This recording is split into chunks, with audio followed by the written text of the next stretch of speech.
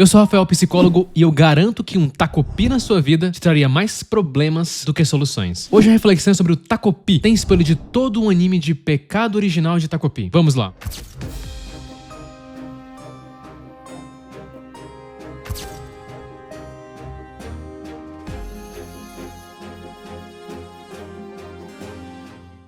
Tacopi, a criatura que vem trazer alegria e felicidade para todos. A princípio, a alegria e a positividade podem sim fazer muito bem para o seu cérebro, principalmente no cérebro de pessoas que são mais influenciadas por um viés mais negativo. Mas existe um lado muito ruim de toda essa positividade e felicidade na vida. E o Tacopi mostra isso nesse fabuloso anime. Esse anime, sem dúvidas, é até agora o melhor anime que eu encontrei nesse ano. E se você gosta de animes com histórias mais profundas, sem muita ação, esse anime vai de fato fazer você refletir muito sobre a sua vida. Tacopi é uma criatura que vem do planeta feliz. Um planeta que parece bastante pacifista e que possui também uma grande harmonia. Então ele vem para a Terra com o objetivo de trazer uma felicidade para nós, terráqueos. Como é bom falar terráqueos igual Vegeta. Mas estamos falando de magia. Tacopi tem alguns itens que não faz parte do nosso universo. Então ele é diferente de todo mundo justamente por esse aspecto. Ele tem várias ferramentas, desde poder voltar no tempo, voar, além de outras habilidades que ele pode fornecer aos humanos com uma condição: ele precisa supervisionar as pessoas que vão usar suas ferramentas. O ponto principal do personagem é justamente a sua enorme vontade de tirar a dor das pessoas. Ele quer tornar a vida dos indivíduos mais feliz. A história começa quando Tacopi é encontrado por Shizuka, que é uma garota que está passando por momentos bem complicados na vida, tanto na família quanto na escola. Complicados para não dizer angustiantes. Um profundo distanciamento da mãe, a ausência paterna, de um pai que a tinha abandonado e na qual ela gostava muito, e o frequente bullying que ela sofria na escola. Mais especificamente de uma personagem chamada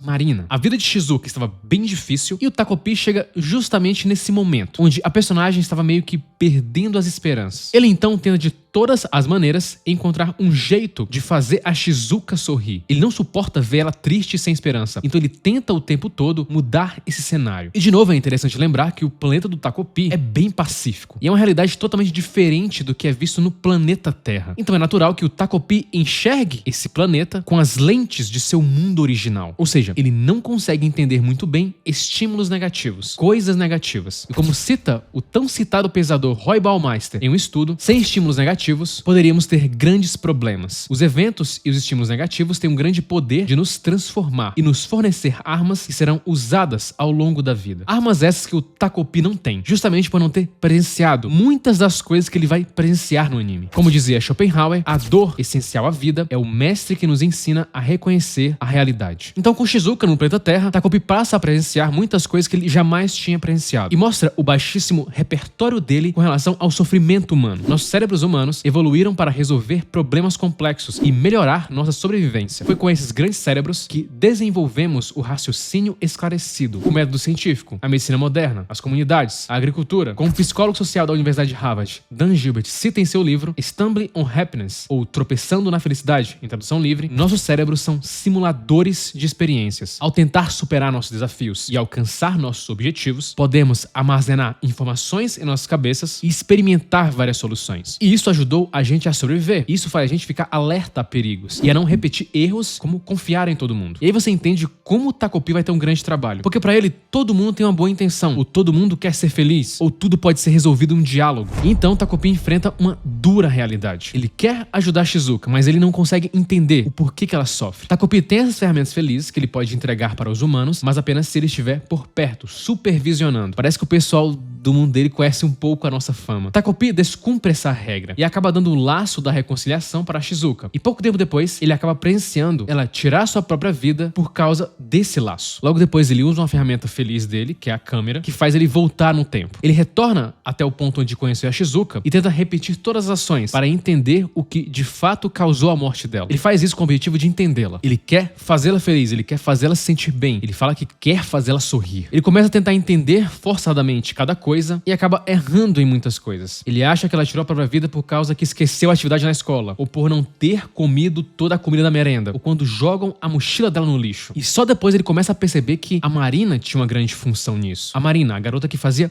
bullying com ela. Ele começa a deduzir que era uma briga entre as duas, de maneira errada, porque não existia disputa entre Shizuka e Marina, apenas uma forte perseguição da Marina em relação a ela. E aí o que vemos é, pouco a pouco, o personagem tentar controlar cada vez mais as experiências que Shizuka vai ter. Pelo seu viés positivo, ele acredita fortemente que a Marina e a Shizuka podem se resolver conversando. Ele tem esperanças de situações que podem ocorrer sem nenhuma evidência. O seu viés positivo acaba atrapalhando muito ele. Há uma linha de pesquisa psicológica que sugere que superar experiências difíceis ou negativas, como morte, divórcio, problemas de saúde, perda de emprego, pode adicionar significado à sua vida. A pesadora Kathleen Vohs cita que tentar viver em um mundo sem desafios, problemas ou dificuldades não é realista e pode, na verdade, tornar a vida menos significativa. Mas aqui o Takopi só quer ajudar. Ele de fato consegue ajudar. Ele consegue voltar no tempo várias vezes e vai entendendo mais ela. E então as coisas vão mudando, mas não da maneira que ele imaginava. Shizuka não tira sua própria vida, mas continua recebendo fortes agressões da Marina. E em um momento, quando ele percebe que a Marina está prestes a ultrapassar todos os limites com a Shizuka, Takopi, como um ato de desespero, acerta a Marina com um de seus objetos e acaba, mesmo sem sua vontade, matando a Marina. É nesse momento que entramos em parafuso no anime. Nesse momento eu apenas acreditava que o anime seria a história de uma menina que sofria bullying, onde existia o agressor e a vítima. Mas aí essa cena muda tudo, porque quando a Marina cai no chão, não vemos uma Shizuka apática como ela sempre foi, mas feliz. Shizuka sempre pedia aos céus que a Marina desaparecesse. E naquele momento isso se realizava. Takopi fica confuso no momento, porque ele vê a felicidade da Shizuka, mas ao mesmo tempo sua consciência diz que o que ele fez não foi certo. Aqui percebemos o tanto que ele é ingênuo. Quando o Azuma descobre sobre a morte da Marina e cita os problemas que isso vai causar, Takopi cita que ele estava os assustando e que ele deveria estar mais feliz. Aqui mostra o tanto que ele não tem noção de muita coisa. E aí você questiona tudo naquele momento. A Shizuka, a felicidade da Shizuka e o Takopi tentando justificar tudo. Logo ele que tem bastante empatia. A questão é que Takopi não tinha muitas experiências na vida. Apenas no decorrer do anime que ele vai conseguir entender algumas coisas. O ponto é, a intenção dele é muito boa. Só que talvez não sejam tão boas assim para o nosso mundo, para o nosso cérebro. Nosso corpo produz estresse justamente porque nosso ambiente pode ser bastante hostil. E o estresse é um grande motivador para realizar ações que podem salvar a nossa vida. Uma resposta ótima ao estresse é aquela que ocorre rapidamente. É proporcional à ameaça e cessa logo após o desafio ser superado. A dor e os problemas são necessários em nossa vida. Se você se colocasse em uma caixa sem dor e sem sofrimento, a chance era que você ficaria com menos capacidade de resolver problemas, justamente pela falta de repertório. O fato de termos problemas faz com que esses estímulos gerem mais experiência para lidar com mais problemas que inevitavelmente vão aparecer em nossa vida. Pesquisadores desenvolveram um modelo de como a autorreflexão sistemática fortalece a resiliência diante das adversidades da vida. Eles argumentam que a exposição a fatores estressantes faz algo único. Desencadeia a autorreflexão sistemática, que é a avaliação dos próprios pensamentos, sentimentos e comportamentos. A autorreflexão aumenta a resiliência a dificuldades subsequentes, porque facilita a capacidade de avaliar o enfrentamento orientado a tarefas, estratégias de resolução de problemas e crenças resistentes sobre si mesmo. Ou seja, situações difíceis são importantes para todo mundo. Um ambiente sem desafios deixaria você vulnerável. É só você imaginar o gato que você tem em casa, livre de qualquer perigo ou danos. Protegemos os nossos animais de qualquer perigo. Eles provavelmente na natureza iriam facilmente serem devorados. Isso faz sentido para a realidade dos gatos. Afinal, eles podem viver nesse contexto de segurança a vida inteira, o que não acontece com nós seres humanos, independente de onde você morar. Como diz Miyamoto Musashi em um livro dos 5 Anéis, é melhor ser um guerreiro em casa do que um jardineiro na guerra. Levando isso em consideração, Takopi estava destinado a fracassar, porque essa abordagem de procurar a felicidade a qualquer custo não faz sentido. O nosso cérebro não foi projetado para receber estímulos felizes o tempo inteiro. É só você lembrar os momentos mais felizes da sua vida. Aquele show, aquele jogo de futebol, aquele momento com amigos em que você ficou muito tempo lá, mas em um determinado ponto você começa a querer voltar ao normal, voltar à sua rotina. Em todos esses momentos gratificantes, chega uma hora que você se sente esgotado. Isso é normal, acontece com todo mundo. Então, por mais felicidade ou dor que nosso corpo acaba sentindo, ele tenta voltar ao estado normal. O pesquisador Rick Hanson cita que é geralmente aceito que o cérebro humano tem um viés de negatividade. Estudos de atividade cerebral demonstraram que o cérebro responde mais ativamente a imagens negativas do que imagens positivas ou neutras. A teoria é que os nossos cérebros evoluíram dessa forma para nos proteger. Os primeiros humanos tinham muito mais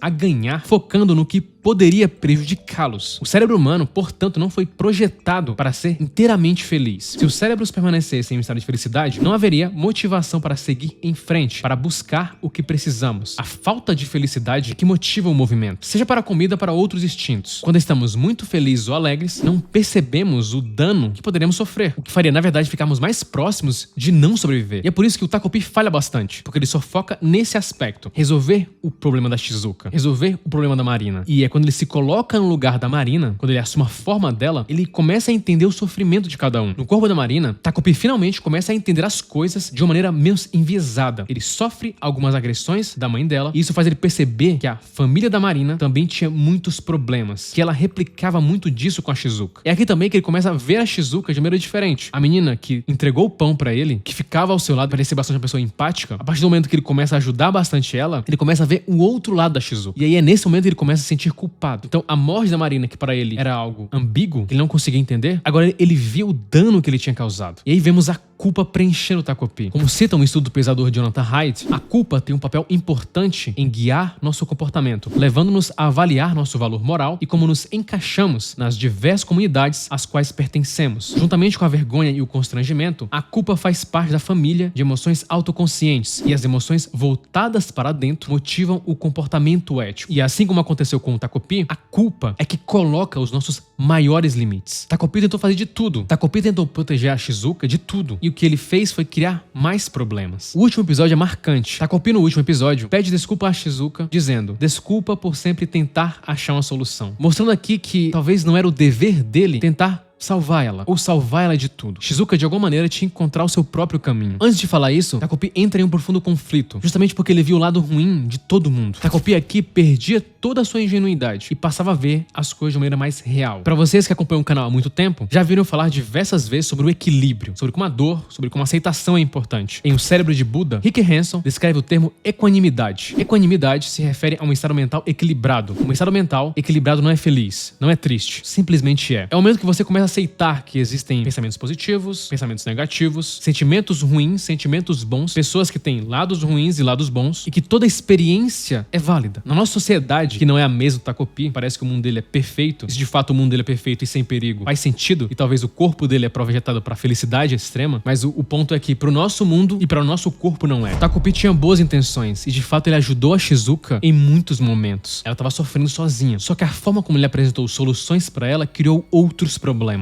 As ferramentas felizes fizeram Shizuka se tornar agressiva, fez a Marina ficar ainda mais irritada com a Shizuka, e o Azuma entrou em uma situação que tornou a vida dele um pesadelo. E aí, pra mim, o final do anime é perfeito, porque o Takopi, depois de tudo, decidiu ir embora. E é claro que, pra quem assistiu o anime, eu não queria que de fato ele fosse embora, ao mesmo tempo que eu não imaginava que ele pudesse ver com todo mundo ali eternamente, mas o que ele causou, as ações que ele acabou fazendo, criou coisas quase que irreparáveis. Interessante aqui porque o Takopi, por mais que ele amasse muito a Shizuka, queria ajudar ela de qualquer forma, ele percebe que a maneira que ele estava agindo só estava criando ainda mais problemas. E mesmo querendo ficar próximo de todos, ele decide ir porque ele sente que é o melhor para todo mundo. Isso é uma boa metáfora para mostrar como nós não necessariamente precisamos de alguém em específico. Alguém específico para resolver todos os nossos problemas. Às vezes acreditamos que algumas pessoas são indispensáveis na nossa vida, que sem elas não temos salvação, ou que somos a salvação de alguém. E não é isso. Nosso cérebro se adapta, as pessoas se adaptam. E cada um é meio que responsável por si próprio. Takopi foi necessário, mas não da maneira que imaginamos. Quando Marina, mais uma vez, está agredindo a Shizuka, no universo sem o Takopi, Marina olha no caderno de Shizuka e vê a imagem desenhada dele. E o Takopi, como eu citei no vídeo, ele é ingênuo. Ele meio que representa a nossa infância. Uma fase que podemos ver tudo de uma perspectiva muito positiva e às vezes utópica. Mas é totalmente necessário que vemos assim. Marina, Shizuka e Azuma tinham meio que perdido isso, devido aos enormes problemas que eles tiveram que enfrentar ao longo da história. E ver aquela imagem, mesmo não sabendo quem ele é, porque nesse universo eles não sabem quem é o Takopi, ver aquela imagem traz uma espécie de déjà vu para elas. Um sentimento de que já viram aquilo, mas não sabem de onde é. Mesmo as memórias do Takopi sendo esquecidas, alguns resquícios de pista emocional dele estão ali. E as duas começam a chorar. É como se o Takopi representasse essa ingenuidade que elas tinham perdido. E aquele choro compartilhado parece criar uma conexão, que logo depois faz as duas se juntarem. Takopi foi extremamente importante e crucial. Ele deixou sua ferramenta feliz de forma mais indireta e mostrou que a conexão e diálogo pode sim trazer uma felicidade. Além disso, trouxe a lição mais importante do anime, que não existe solução mágica para problemas